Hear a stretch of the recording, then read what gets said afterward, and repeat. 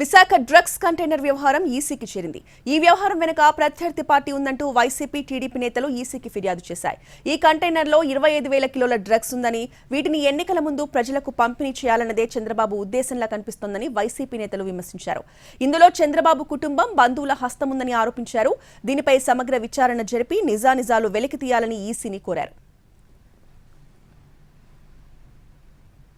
Drugs వ్యవహారం మొత్తం చంద్రబాబు కుటుంబానికి సంబంధించింది కాగా సీఎం జగన్ పై విషం చిమ్ముతున్నారని మండిపడ్డారు వైసీపీ నేతలు. వారి సంగతి బయటపడకుండా ముందుగానే సీఎం జగన్ కి వ్యతిరేకంగా చంద్రబాబు ట్వీట్ చేశారని పేర్ని నాని ఆరోపించారు.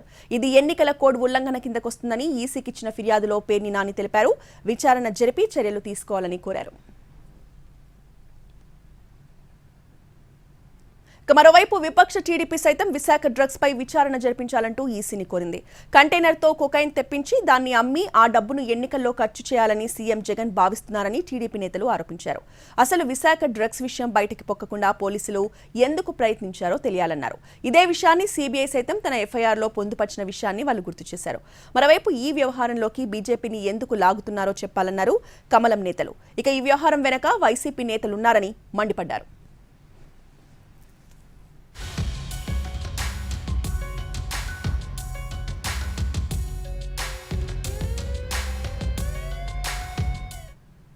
విశాఖ డ్రగ్స్ కేసులో వైసీపీ, టీడీపీ మధ్య మాటల యుద్ధం కొనసాగుతోంది. వైసీపీ పని అని టీడీపీ ఆరోపిస్తుంటే టీడీపీ వర్గం పని అంటూ వైసీపీ కౌంటర్ అటాక్ చేస్తోంది. మత్తు పదార్థాలు ఒక డ్రగ్స్ క్యాపిటల్ గా మార్చి విశాఖపట్నాన్ని అక్కడ మన బిడ్డల జీవితాలతో ఆటలాడుకోవడానికి, మత్తు పదార్థాలకు బానిసలు చేయడానికి, ఉద్యోగాలు ఇప్పించడం చేత కాదు గంజాయికి, డ్రగ్స్ కి బానిసలను చేస్తాడా? మన బిడ్డల్ని చూస్తూ ఊరుకునే ప్రసక్తే లేదు. Pandya aqua exports private limited YCP నాయకుడు పూర్ణచంద్రరావు, కోనం పూర్ణచంద్రరావు సోదరుడైనటువంటి కోనం వీరభద్రరావుకు చెందినటువంటి కంపెనీ. స్పష్టమైనటువంటి ఆధారాలు బయటపెడతా ఉన్నాం.